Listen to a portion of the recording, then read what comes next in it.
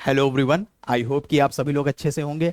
आज के इस लेक्चर में हम लोग बीएनएस के अंदर एक बहुत ही इंटरेस्टिंग टॉपिक और एक बहुत ही डीप कॉन्सेप्ट वाले टॉपिक को समझेंगे, जो है कल्पेबल होमिसाइड। आपने अक्सर देखा होगा कि लोगों को, लॉयर्स को, स्टूडेंट्स को कंफ्यूज रहते हैं कल्पेबल होमिसाइड और मर्डर में क्या डिफरेंस होता है। अक्सर कंफ्यूज रहते हैं। वो इस वजह से कंफ्यूज रहते हैं क्योंकि उन्होंने कल्पेबल होमिसाइड को अच्छे से नहीं समझा होता है। अगर आपने कल्पेबल होमिसाइड को अच्छे से नहीं समझा है, आप मर्डर नहीं समझ पाओगे। ये साइकिल ऐसे चलता है। पहले आपको समझना पड़ेगा कि होमिसाइड क्या होता है, उससे फिर आप समझोगे कि कल्पेबल होमिसाइड क्या होता है। जब आप कल्पेबल होमिसाइड समझ जाओगे तब आपको समझ में आएगा मर्डर क्या होता है। तो यानी कल्पेबल होमिसाइड ही मर्डर आगे चल के बनता है। तो इसलिए हम लोग आज जानेंगे कि ये कल्पेबल होमिसाइड एक्चुअली में होता क्या है। ठीक है, आइए देखिए। अब जैसे कि ये कल्पेबल होमिसाइड जो है, ये सेक्शन 100 बीएनएस के अंदर डिफाइन किया गया है। पहले ये आईपीसी के अंदर सेक्शन 299 के अंदर डिफाइन किया गया था। इसके साथ साथ इस कल्पेबल होमिसाइड की जो पनिशमेंट है वो सेक्शन 105 बीएनएस के अंदर दी गई है इस कल्पेबल होमिसाइड की। और याद रखिएगा, ये पनिशमेंट दो पार्ट में डिवाइडेड है। इंटेंशन और नॉलेज की अलग अलग सजा बताई गई है। पहले ये जो सजा थी ये सेक्शन 304 आईपीसी के अंदर दी गई थी। चलिए अब आगे बढ़ते हैं। देखिए, सबसे पहले कल्पेबल होमिसाइड को समझने से पहले हम ये समझते हैं कि होमिसाइड का क्या मतलब होता है। देखिए, होमिसाइड जो है ये दो वर्ड से मिलकर बन रहा है। देखिए, एक तो हो गया होमो और एक हो गया साइड। होमो का मतलब होता है ह्यूमन और साइड का मतलब होता है किलिंग। आपने अक्सर सुना होगा साइड, जैसे इन्फेंटिसाइड, जेनोसाइड। ठीक है, तो साइड का मतलब होता है किलिंग। तो होमिसाइड का मतलब होता है killing of one human being by another human being. जब एक इंसान या एक ह्यूमन बीइंग दूसरे ह्यूमन की डेथ कॉज करता है, एक ह्यूमन बीइंग दूसरे ह्यूमन बीइंग की जान ले लेता है, तो उसे हम लोग कहते हैं होमिसाइड। अब ये होमिसाइड जो है एक्चुअली में ये एक न्यूट्रल टर्म है। न्यूट्रल टर्म है मतलब अभी हमें यह नहीं पता है कि अगर एक इंसान ने दूसरे इंसान की जान लिया है तो यह लॉफुल है कि अनलॉफुल है, यानी सही वजह से मारा है या गलत तरीके से मारा है। अब सही वजह और गलत वजह कैसे होती है, आइए आगे देखते हैं। देखिए, अब ये जो होमिसाइड है, ये होमिसाइड है, ये भी दो तरीके के हो सकते हैं। कैसे? एक लॉफुल होमिसाइड भी हो सकता है और दूसरा अनलॉफुल होमिसाइड भी हो सकता है। अब देखिए, ये लॉफुल होमिसाइड कैसे हो सकता है। ये होमिसाइड, एक इंसान का दूसरे इंसान को मार डालना, ये लॉफुल कैसे हो सकता है, अगर ये जनरल एक्सेप्शंस के अंदर फॉल करता है। जनरल एक्सेप्शंस का जो चैप्टर है, चैप्टर 3 ऑफ बीएनएस, अगर ये उसके अंदर फॉल करता है तो ये लॉफुल हो जाएगा। यानी जो ऑफेंडर होगा उसे कोई सजा नहीं होगी, हालांकि उसने दूसरे की जान ली होगी। ऐसा कैसे हो सकता है, आइए देखते हैं। अगर चैप्टर 3 में किसी का एक्शन फॉल करता है, डेथ कॉज करना, तो अब ये एक्सक्यूजेबल भी हो सकता है और जस्टिफाइबल भी हो सकता है। अब जैसे आप देखिए, अगर एक इंसान ने दूसरे की जान ले लिया या डेथ कॉज कर दिया एक्सीडेंट से, कोई एक्सीडेंट से हो गया, अगर एक्सीडेंट हुआ है तो उसको एक्सीडेंट का डिफेंस मिल सकता है। हम लोग ऑलरेडी कवर कर चुके हैं जनरल एक्सेप्शंस के टॉपिक में। अगर आपको वीडियो नहीं मिली, डिस्क्रिप्शन के अंदर, इस वीडियो के डिस्क्रिप्शन के अंदर हम उसका लिंक डाल देंगे। मान लीजिए कोई अनसाउंड माइंड है, एक इंसान है जिसका दिमाग बिल्कुल काम नहीं करता, उसको नहीं पता है कि वो क्या काम कर रहा है, जो वो काम कर रहा है वो लॉ के अगेंस्ट, कुछ नहीं पता उसको। क्या पता बंदूक लिए हुआ है कि वो केला लिए हुआ, उसको क्या पता, उसे चला दिया, किसी को गोली लग गई। अनसाउंड माइंड करता है तो देखिए एक्सक्यूजेबल होगा कि नहीं। उसने डेथ कॉज करी है लेकिन एक्सक्यूजेबल है, क्या उसको सजा होगी? नहीं। वहीं अगर मान लीजिए कि कोई चाइल्ड है, अगर मान लीजिए कि कोई 7 साल से नीचे का बच्चा है, उसने किसी के ऊपर गोली चला दी, तो जनरल एक्सेप्शंस में उसको भी प्रोटेक्शन मिली हुई है, कोई सजा नहीं मिलेगी, क्योंकि nothing is an offence specially use किया गया है उसके लिए एक्सप्रेशन। तो देखिए ये एक्सक्यूजेबल हो गई। तो भले ही एक इंसान ने दूसरे इंसान की जान ली है, लेकिन यहां पे उसको सजा नहीं होगी। उसी तरीके से देख लीजिए, ये जस्टिफाइबल भी हो सकती है। मान लीजिए कि कोई एक ऑफिसर है, वो लॉ के द्वारा बाउंड है, अगर उसको किसी सुपीरियर ऑफिसर ने ऑर्डर दिया हुआ किसी के ऊपर गोली चलाने के लिए, वो वहां पे लॉ के द्वारा बाउंड है। या मान लीजिए कि कोई मिस्टेक ऑफ फैक्ट हो गया। उसके साथ साथ अगर मान लीजिए कि कोई एक इंसान प्राइवेट डिफेंस में किसी की जान लेता है, कोई रात में आपके घर में जबरदस्ती घुसता चला आ रहा है हथियार लेके, अब आप देखते हो, आप मना करते हो, गोली चलाते हो आप, तो क्या आपको सजा होगी? नहीं, आपको बिल्कुल सजा नहीं होगी। आपका एक्शन जस्टिफाइबल है क्योंकि आपने प्राइवेट डिफेंस में मारा है, प्राइवेट डिफेंस ऑफ बॉडी और प्रॉपर्टी के लिए मारा है आपने उसको। आपका एक्शन बिल्कुल जस्टिफाइड होगा, तो ये जस्टिफाइबल हो जाएगा। तो देखिए है ये होमिसाइड, लेकिन ये लॉफुल हो गया, आपको प्रोटेक्शन मिल जाएगी जनरल एक्सेप्शन के अंदर। समझ में आ गया? अब सवाल कहां पे उठता है? सवाल ये उठता है जब ये होमिसाइड अनलॉफुल होती है। अनलॉफुल जब ये होती है तो इसकी कई कैटेगरीज हो सकती हैं जो आपको इसके चैप्टर 5 और चैप्टर 6 बीएनएस के अंदर मिल जाएंगी। जैसे अब अनलॉफुल के अंदर आता है कल्पेबल होमिसाइड। अब ये होमिसाइड कल्पेबल भी हो सकती है। अब ये अनलॉफुल मर्डर भी हो सकता है, कॉजिंग डेथ बाय नेग्लिजेंस भी हो सकता है, डाउरी डेथ भी हो सकता है, अबेटमेंट ऑफ सुसाइड भी हो सकता है। कई चीजें हैं जो चैप्टर 6 बीएनएस के अंदर दी गई हैं। तो पहला हमें अनलॉफुल होमिसाइड जो मिला यहां पे वो क्या है? Culpable homicide. अब मतलब क्या होता है कल्पेबल होमिसाइड का? आइए वापस चलते हैं। तो देखिए होमिसाइड का मतलब चल समझ में आ गया आपको, न्यूट्रल टर्म है। एक इंसान दूसरे इंसान की डेथ कॉज करता है, एक इंसान दूसरे इंसान की जान लेता है। Just a neutral word homicide, ठीक है। अब यहां पे लिखा है कल्पेबल होमिसाइड।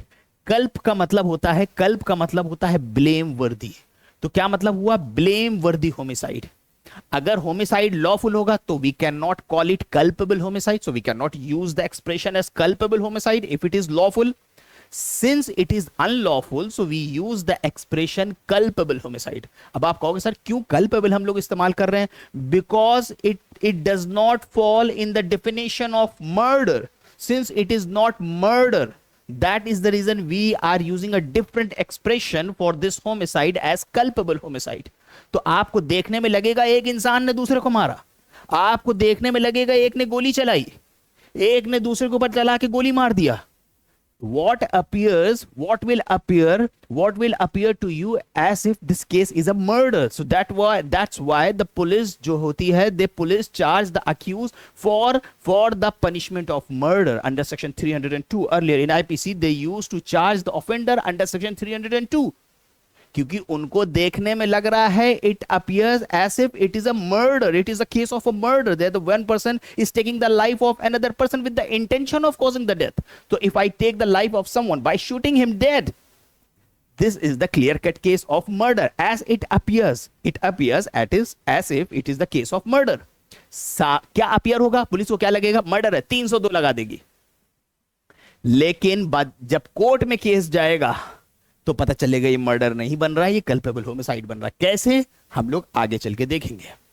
तो आपको समझ में आ गया कल्पेबल होमिसाइड का मतलब ब्लेम वर्दी होमिसाइड। आगे बढ़ते हैं। अब आइए, अब हम लोग यहां पे आते हैं और अब देखते हैं। अब देखिए, तो सबसे पहले अब अगर हमें अक्यूज्ड को सजा दिलाना है, सपोज दैट ए ने बी की डेथ कॉज करी, ए ने बी के ऊपर गोली तानी मार दिया। हम आप देखेंगे, दुनिया देखेगी, कहेगी ए ने मर्डर किया है, हम लोग तुरंत बोल देंगे, लेकिन ऐसा नहीं है। लॉ की फील्ड में, लीगल फील्ड में ऐसा नहीं है। अगर ए ने बी की जान लिया है, because we don't know whether जो ए का एक्ट है whether it is a lawful homicide और it is unlawful homicide, because we don't know. हमें नहीं पता है कि whether A has taken the life of B in private defence, we don't know whether A has caused the death of B by accident और by misfortune, we don't know. तो A ने अगर B की death cause करी, then this is a clear cut case of homicide. पहली चीज पता चल गई। अगर पता चला कि ये लॉफुल होमिसाइड है तो कोई मतलब ही नहीं आगे जाने का, अक्यूज को सजा थोड़ी होगी अगर it is found out that it is a lawful homicide. And the action of the accused comes under the general exceptions of chapter 3 of BNS. कोई मतलब ही नहीं होगा, कहां सजा दिला पाओगे, लॉफुल होगी। लेकिन अब पता चला कि ये होमिसाइड एक्चुअली में अनलॉफुल होमिसाइड है। अब अनलॉफुल होमिसाइड है, देखने में क्या अपीयर हो रहा है कि ये केस मर्डर का बन रहा है। ए ने बी की जान लिया है, ए ने बी के ऊपर गोली चलाई है, कोर्ट ने देखा नहीं, डॉरी डेथ नहीं बन रहा है, ये कॉजिंग डेथ बाय नेग्लिजेंस नहीं बन रहा है, अबेटमेंट ऑफ सुसाइड नहीं बन रहा है, ये या तो मर्डर है और या तो कल्पेबल होमिसाइड। अभी कैसे पहुंचेंगे? अभी हम लोग मर्डर तक नहीं पहुंच सकते हैं जब तक कल्पेबल होमिसाइड नहीं पता चलेगा। अब पता चला अनलॉफुल है। अब अनलॉफुल के बाद हम लोग इसे देखेंगे कि क्या ये कल्पेबल होमिसाइड है। कैसे पता करेंगे कल्पेबल होमिसाइड है? सेक्शन 100 के अंदर 3 क्लॉजेस दिए गए हैं। अगर ये होमिसाइड इनमें से किसी भी एक क्लॉज में फिट बैठ गया तो इसी को हम लोग कहते हैं कल्पेबल होमिसाइड। अगर ये इनमें से किसी एक क्लॉज में आ गया, इसी को हम लोग कहते हैं कल्पेबल होमिसाइड। यहां तक तो समझ में आ गया कि पहले कोई चीज साबित होगी कि होमिसाइड है, फिर साबित होगी कि वो कल्पेबल होमिसाइड। अब यहां तक तो समझ में आ गया। अब ये कल्पेबल होमिसाइड अगर आपको समझ में आ गया कि ये अगर सेक्शन 100 के किसी क्लॉज में जाएगा तो ये कल्पेबल होमिसाइड बन जाएगा। अब यही कल्पेबल होमिसाइड, एक बार ये कल्पेबल होमिसाइड बन गया, फिर यही मर्डर में भी कन्वर्ट हो जाता है। अगर वो मर्डर के दिए हुए 4 क्लॉजेस में से किसी एक क्लॉज में चला जाता है और इसके अंदर जो एक्सेप्शंस दिए गए हैं वो अप्लाई नहीं होते, तो फिर वो मर्डर बन जाता है। आप कहोगे कि क्या बोल रहे हैं, नहीं समझ आ रहा है। तो मतलब ये हुआ सरल से शब्दों में, कोई भी होमिसाइड होगा वही होमिसाइड कन्वर्ट होता है कल्पेबल होमिसाइड में। कोई भी होमिसाइड डायरेक्ट मर्डर में नहीं आएगा, बात समझिएगा। कोई भी होमिसाइड डायरेक्ट मर्डर में नहीं जाएगा, पहले कहां लेके आना पड़ेगा? Culpable homicide. फिर कल्पेबल होमिसाइड ही मर्डर में कन्वर्ट होता है। तो यानी हमारी ट्रेन कुछ ऐसे चलेगी, देखिए जो अभी हमने आपको शुरू में दिखाया था कि पता चला होमिसाइड है, तो होमिसाइड से फिर हम कल्पेबल होमिसाइड पे आते हैं। कल्पेबल होमिसाइड पता चल गया, उसके बाद हम लोग मर्डर तक पहुंचते हैं कि ये मर्डर है कि नहीं है। अब आप सोच रहे होगे कि सर इनमें ऐसा क्या डिफरेंस है, कल्पेबल होमिसाइड है कि मर्डर है? इसमें मिनिमम सजा उम्र कैद है और मैक्सिमम डेथ सेंटेंस है। और अगर खाली कल्पेबल होमिसाइड है तो इसके अंदर मैक्सिमम जो है वो उम्र कैद है और मिनिमम 5 साल है। इसमें मिनिमम कितनी है? उम्र कैद है। इसमें मिनिमम कितनी है? 5 साल है। कितना फर्क आ गया? आप देखिए, इसमें मिनिमम उम्र कैद है, इसके अंदर मिनिमम 5 साल है। तो अब ये कल्पेबल होमिसाइड हो सकता है मर्डर भी बन सकता है और हो सकता है मर्डर ना भी बने। अगर ये मर्डर नहीं बना तो ये कल्पेबल होमिसाइड तो ऑलरेडी है ही है। तो ऑलरेडी कल्पेबल होमिसाइड तो है ही है। अगर मर्डर नहीं भी बन रहा है तो है तो कल्पेबल होमिसाइड ही ना, तो उसकी सजा तो चलेगी ना 105 वाली। बात समझ में आई? आइए आगे बढ़ते हैं। अब देखिए इसकी डेफिनेशन। अब इसकी डेफिनेशन पे गौर करिए कि ये डेफिनेशन में क्या कह रहा है। ये है कल्पेबल होमिसाइड की डेफिनेशन अंडर सेक्शन 100 BNS। क्या कह रहा है? Whoever causes death, अगर कोई इंसान डेथ कॉज करता है, यानी मैं अगर फॉर एग्जांपल किसी की डेथ कॉज करता हूं। डेथ कॉज करने का मतलब क्या हुआ कि हमारा जो एक्शन हो उसका डायरेक्ट लिंक होना चाहिए सामने वाले की डेथ से। मेरा जो एक्शन हो उसका सामने वाले की डेथ से डायरेक्ट लिंक होना चाहिए, जिसको we call it proximate causal link, जिसको हम लोग कहते हैं कॉजल लिंक होना चाहिए। प्रॉक्सिमेट कॉजल लिंक होना चाहिए। समझ में आ गया? एक प्रॉक्सिमेट कॉजल लिंक होना चाहिए। ठीक, तो अगर कोई इंसान डेथ कॉज करता है, किसकी डेथ? किसकी डेथ? डेथ कहां पे डिफाइन किया गया है? डेथ डिफाइन किया गया है सेक्शन 2 सबसेक्शन 6 BNS के अंदर। डेथ का मतलब death of a human being. समझ में आ गया? Death of a human being section 2 subsection 6 BNS के अंदर डिफाइन किया गया। अब इसके अलावा एक सवाल यह उठा कि अगर मां के पेट में बच्चा है और अगर कोई इंसान उसकी डेथ कॉज कर देता है तो क्या यह कल्पेबल होमिसाइड होगा? कमेंट करके बताइए। क्योंकि डेथ का मतलब है ह्यूमन बीइंग। क्या ह्यूमन बीइंग के अंदर जो मां के पेट के अंदर बच्चा है, मान लीजिए कि बच्चा है, उसके अंदर जान आ गई, बच्चा जो है हिल रहा है, किसी ने पेट पे मार के या मां को कोई ऐसी चीज पिला के बच्चे की जान ले ली, तो बताइए क्या वो डेथ माना जाएगा कि ह्यूमन बीइंग की डेथ कॉज करी? कमेंट करके बताइए। आइए, अगर मान लीजिए कि बच्चे की जो पेट के अंदर बच्चा है उसकी डेथ कॉज करते हैं तो कल्पेबल होमिसाइड नहीं बनेगा। तो जो चाइल्ड होगा in the mother's womb shall not be treated as a human being for the purpose of culpable homicide. उसके लिए फिर कौन सी सजा चलेगी? उसके लिए सजा चलेगी सेक्शन 88 से 92 या 93 तक के जो ऑफेंसेस हैं जो डील करते हैं कॉजिंग मिसकैरेज BNS के, वो वाली सजाएं चलेंगी। ठीक है। अब आप पूछोगे सर हमें ये कैसे पता? हमें ये कहां से पता चला? ये कल्पेबल होमिसाइड का थर्ड एक्सप्लेनेशन है। ये पता चलता है इसके थर्ड एक्सप्लेनेशन से। समझ में आ गया? तो whoever causes death by doing an act, कोई इंसान डेथ कॉज करता है कोई एक्ट करके। एक्ट का मतलब कुछ भी हो सकता है। कोई किसी को किसी भी तरीके से मार सकता है, बिल्डिंग से हल्के से ढकेल के, जहर दे के, तलवार से मार के, गोली मार के। और कोई मान लीजिए कि बहुत ज़ईफ आदमी है, हार्ट का पेशेंट है, उसके कान में उसको बोल दिया कि तुम्हारी पूरी फैमिली का एक्सीडेंट हो गया, सब मर गए, उसको शॉक लग गया, वो मर गया। तो कोई एक्ट के अंदर कुछ भी हो सकता है। इसके साथ साथ बीएनएस के अंदर बताया गया है कि एक्ट का मतलब सीरीज ऑफ एक्ट भी होगा, सिंगल एक्ट भी होगा। उसके साथ साथ एक्ट के अंदर इलीगल ओमिशंस भी आ जाएगा। सेक्शन 3 सबसेक्शन 4 में बताया गया है बीएनएस के इलीगल ओमिशन मतलब मान लीजिए कोई इंसान अपने बेटे को खाना नहीं दे रहा, अपनी बीवी को खाना नहीं दे रहा, जिसके वजह से उसकी डेथ कॉज हो जाती है with the intention of causing death. अब मान लीजिए कि एक इंसान डेथ कॉज करता है किसी एक्ट से with the intention of causing death, उसकी जान लेने की नियत से, जान लेने की नियत से कोई ऐसा एक्ट करता है जिससे सामने वाले की जान चली जाती है। या तो जान लेने की नियत है, या मान लीजिए जान लेने की नियत नहीं है। अगर जान लेने की नियत है तो कोई भी एक्ट छोटा या बड़ा होगा, वो उसके अंदर पर्सन लाइबल हो जाएगा। जैसे मान लीजिए एक इंसान बिल्डिंग पे किनारे ऐसे ही खड़ा होके रील बना रहा है, उसका दोस्त आता है पीछे से, उसको उंगली से ऐसे कर देता है। अब सोचिए बिल्डिंग के अगर कोने पे कोई खड़ा हुआ है और उसको उंगली से ऐसे कर दोगे, तो अब जो उंगली वाला होगा वो ये कहेगा कोर्ट में, अरे सर मैंने कोई ज्यादा फोर्स थोड़ी अप्लाई किया था, मैंने तो बस उंगली से ऐसा किया था। कोर्ट कहेगा बेटा तुम्हारी इंटेंशन तो थी ना उसको मारने की, तुम्हें पता नहीं था कि नीचे गिरेगा वो। तो इससे पता चल रहा है कि तुम्हारी इंटेंशन थी उसको डेथ कॉज करने की। समझ में आ गया? तो आपका एक्ट कुछ भी हो सकता है।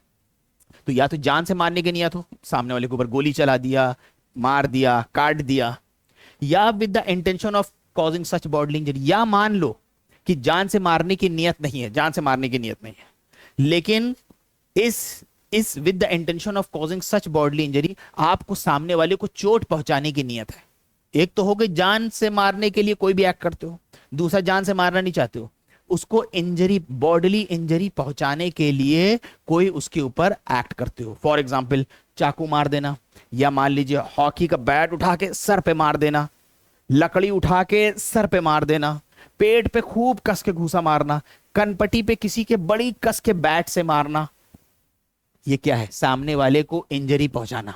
अब ये इंजरी पहुंचाने की नियत है, जान से लेने की नियत नहीं है, लेकिन ये इंजरी जो है इससे जान जा सकती है कि नहीं, ऐसे is likely to cause death. तो अब मान लीजिए जान चली गई, वो पर्सन लाइबल हो जाएगा कल्पेबल होमिसाइड के लिए। तो मान लीजिए कि अगर मैंने उठा के किसी के सर पे डंडा मारा, इतनी कस के नहीं मारा कि बहुत अंदर तक घुस गया हो या अंदर तक एकदम घाव हो गया हो, ऊपर मारा, तो आप क्या कहोगे? अरे सर मर सकता है। वही चीज ये कह रहा है, या तो जान से मारने के लिए कोई एक्ट किया है और with the intention of causing such bodily injury, या ऐसी इंजरी दे रहे हैं जिससे जान जा सकती है। तो जहां पे 50-50% चांस है किसी की जान जा भी सकती है और नहीं भी जा सकती और चली गई, तो वो पर्सन लाइबल हो जाएगा कल्पेबल होमिसाइड के लिए। समझ में आ गया? ठीक है, अब यहां तक भी समझ में आ गया। तो इन दोनों में इंटेंशन याद रखिएगा, तभी आप सेक्शन 105 बीएनएस को समझ पाएंगे। तो इसकी डेफिनेशन में 3 क्लॉज हैं। एक हो गया इंटेंशन, दोनों समझ लिया। तीसरा हो गया नॉलेज। इंटेंशन से किया कोई एक्ट जिससे उसकी जान चली गई, इंटेंशन से उसको कोई बॉडली इंजरी देना जिससे जान जा सकती है। अब आ गया तीसरा नॉलेज। मान लो किसी इंसान की इंटेंशन नहीं है, जो भी हमने एग्जांपल दिया था हमने कि एक दोस्त खड़ा होकर रील बना रहा है, दूसरे वाले ने आके उंगली से ढकेल दिया। अब वो दोस्त कहता है, अरे सर मैं तो मजाक में कर रहा था, मैं अपने दोस्त के मजाक में उंगली से पुश कर रहा था और वो नीचे गिर गया। कोर्ट कहेगा ठीक है, वो कहेगा मेरा दोस्त था, why would I kill him, I didn't have any intention to kill him. He was my friend. He was my close friend. We make reels together. तो हम लोग तो साथ में रील्स बनाते हैं। अब आप कंफ्यूज, यार इसका दोस्त है ये क्या मारेगा। तो इंटेंशन नहीं है ना, इंटेंशन बॉडली इंजरी देने की है, लेकिन नॉलेज तो है कितना खतरनाक काम कर रहे हो, अगर तुमने उसको ढकेल दिया तो वो गिर के मर सकता है कि नहीं, और with the knowledge that he is likely by such act to cause death. Court कहेगा ठीक है तुम्हारी नियत नहीं थी जान से मारने की, लेकिन तुम्हें नॉलेज थी कि जो तुम काम कर रहे हो वो खतरनाक है, उससे जान जा सकती है, तो इसलिए तुम लाइबल हो जाओगे कल्पेबल होमिसाइड के लिए। समझ में आ गया? तीन पार्ट समझ में आए कल्पेबल होमिसाइड के, intention, intention, knowledge, intention, intention, knowledge, तीन पार्ट है सेक्शन 100 के। आगे बढ़ते हैं। अब देखिए, अब ये कल्पेबल होमिसाइड, ये अब आपको समझ में आ गया, तीन पार्ट है, intention, intention, knowledge, intention, intention, knowledge, तीन पार्ट है इसके, ठीक। अब ये कल्पेबल होमिसाइड जो है, ये तीन, इसकी तीन डिग्रीज हैं। It can be punish, so the person can be punish for culpable homicide in 3 different ways. यही कल्पेबल होमिसाइड मर्डर में भी कन्वर्ट हो सकता है। हमने आपको बताया था कि पहले कल्पेबल होमिसाइड बनेगा तभी मर्डर बनेगा। अब वो मर्डर कैसे बनेगा? अगर वो मर्डर के सेक्शन 101 के अंदर टोटल 4 क्लॉजेज हैं, उन 4 क्लॉज में से किसी भी एक क्लॉज के अंदर वो एक्शन फॉल कर जाता है और किसी एक्सेप्शन में नहीं जाता है मर्डर के, तो वो बच जाएगा केस मर्डर का। तो फिर वो पनिशेबल है सेक्शन 103 में, जिसमें मिनिमम सजा उम्र कैद है और मैक्सिमम डेथ सेंटेंस है। तो यही कल्पेबल होमिसाइड अगर मर्डर के जो सेक्शन 101 के अंदर 4 क्लॉजेस दिए गए उनमें से किसी एक में भी फॉल कर जाएगा और उसके ऊपर मर्डर का एक्सेप्शन अप्लाई नहीं होगा, तो वो बन जाएगा मर्डर का केस। तो था कल्पेबल होमिसाइड लेकिन कन्वर्ट हो गया मर्डर, जिसको हम लोग कहेंगे culpable homicide amounts to murder. बात समझ में आ रही है? यही कल्पेबल होमिसाइड, अब याद करिए कल्पेबल होमिसाइड के अंदर 3 part, intention, intention, knowledge, intention, intention, knowledge, इनको अलग अलग तरीके से पनिशेबल बनाया गया है। इंटेंशन को अलग, नॉलेज को अलग। अब अगर कल्पेबल होमिसाइड में किसी इंसान का action clause 1 intention to cause death, clause 2 intention to cause such bodily injury as is likely to cause death, उन दोनों क्लॉजेस में अगर फॉल करता है और उसके ऊपर एक्सेप्शंस नहीं अप्लाई होते हैं, उसके ऊपर एक्सेप्शंस नहीं अप्लाई होते हैं मर्डर के, तो उस जगह पे जो सजा चलेगी वो दी गई है सेक्शन 105 के पार्ट 1 में, ठीक। अब अगर यही कल्पेबल होमिसाइड के अंदर जो एक्ट है वो क्लॉज 3 में फॉल करता है, याद करिए क्लॉज 3 जो है जिसके अंदर नॉलेज बताई गई है, अगर ये नॉलेज के अंदर जाएगा तो ये पनिशेबल हो जाएगा सेक्शन 105 के पार्ट 2 में। अब पार्ट 1 पार्ट 2 में क्या फर्क है? देखिए पार्ट 2 और पार्ट 1 के अंदर क्या फर्क है। जो पार्ट 1 है इसके अंदर जो मैक्सिमम सजा है वो कितनी है? लाइफ इंप्रिजनमेंट है। पार्ट 1 के अंदर लाइफ इंप्रिजनमेंट मैक्सिमम सजा है, और जो पार्ट 2 के अंदर केस जाएगा उसके अंदर मैक्सिमम सजा जो है वो कितनी है? 10 इयर्स। समझ में आ गया? Intention, intention, knowledge. आइए लास्ट स्लाइड है हमारी।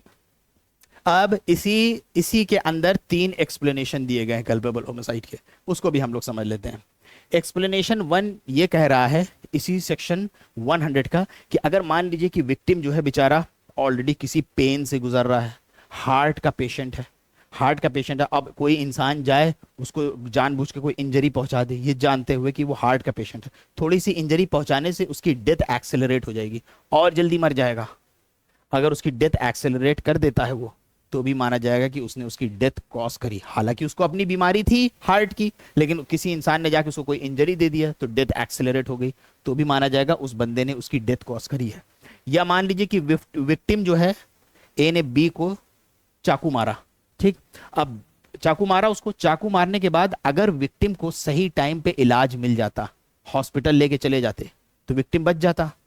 विक्टिम बच जाता अगर उसको प्रॉपर ट्रीटमेंट मिल जाता। नहीं मिला तो भी माना जाएगा ए ने बी की डेथ कॉज करी है, ऑफेंडर ने उसकी डेथ कॉज करी है। ऑफेंडर ये एक्सक्यूज नहीं ले सकता है कि अरे उसको प्रॉपर ट्रीटमेंट दे दिया जाता वो तो बच जाता। और तीसरा वाला जो हमने अभी आपको बताया, चाइल्ड इन मदर्स वॉर्म, इस पर्पस के लिए उसको ह्यूमन बीइंग नहीं माना जाएगा। हाँ, अब इसके 3 इलस्ट्रेशंस हैं, फिर हमारा ये सेक्शन खत्म हो जाएगा। तीन इलस्ट्रेशंस हैं, 3 इलस्ट्रेशंस कंप्लीट कर लेते हैं। देखिए, ए लेज स्टिक्स एंड टर्फ और अ पिट। ए क्या करता है? स्टिक और टर्फ, एक पिट, एक गड्ढे के ऊपर डाल देता है, ऐसा बना के कि लोगों को लगे कि वो जमीन है। अब इस नियति से ताकि उससे डेथ कॉज करे, या उस नॉलेज से कि उससे डेथ हो सकती है, और उसके बाद जेड जो है वो सोचता है कि ये तो नॉर्मल बनी हुई जमीन है, वो उसके ऊपर चला जाता है, अंदर गिर जाता है। To be from trades falls in and skilled, तो क्या कहा जाएगा कि ए ने यहाँ पे कल्पेबल होमिसाइड कमिट किया है। उसी तरीके से ए को पता है कि जेड जो है एक झाड़ी के पीछे है और बी को नहीं पता है। ए इंटेंडिंग टू कॉज और knowing it to be likely to cause जेड्स डेथ, बी को इंड्यूस कहता है उधर मार दो झाड़ी के ऊपर, induces B to fire at the bush. B fires and kills it. Here B may be guilty of no offense. उसको थोड़ी ना पता था, वो कोई ऑफेंस के लिए गिल्टी नहीं होगा। A has committed the offense of culpable homicide. उसी के साथ साथ A by shooting at a fall, A जो है फॉल के ऊपर गोली मारता, फॉल मतलब चिड़िया जैसे कि हिंद वगैरह, with the intention to kill and steal, ताकि उसको मार के चोरी कर ले। किल्स बी, और गलती से बी को मार देता है। Who is behind a bush, उसको नहीं पता था कि बी जो है झाड़ी के पीछे। A not knowing that he was there here although A was doing an unlawful act, हालांकि ए अनलॉफुल एक्ट कर रहा था, but he was not guilty of culpable homicide as he did not intend to kill B or to cause death by doing an act that he knew was likely to cause death। तो I hope कि आपको ये culpable homicide समझ में आया होगा। अगर ये समझ में आ गया होगा तभी इसके बाद हम लोग मर्डर को समझ पाएंगे। समझ में आ गया? आई होप कि आपके काफी डाउट्स क्लियर हुए होंगे। और आपको बताते चलें, हमारे कोर्सेज चल रहे हैं, लॉ से रिलेटेड कोर्सेज, ड्राफ्टिंग के कोर्सेज, इंग्लिश के कोर्सेज और जीके जीएस के कोर्सेज। हमारे कोर्सेज की डिटेल्स जानने के लिए इस वीडियो के डिस्क्रिप्शन के अंदर आपको एक नंबर मिल जाएगा, वहां पे या लिंक के जरिए आप डिटेल्स ले सकते हैं। Thanks for watching, have a good night.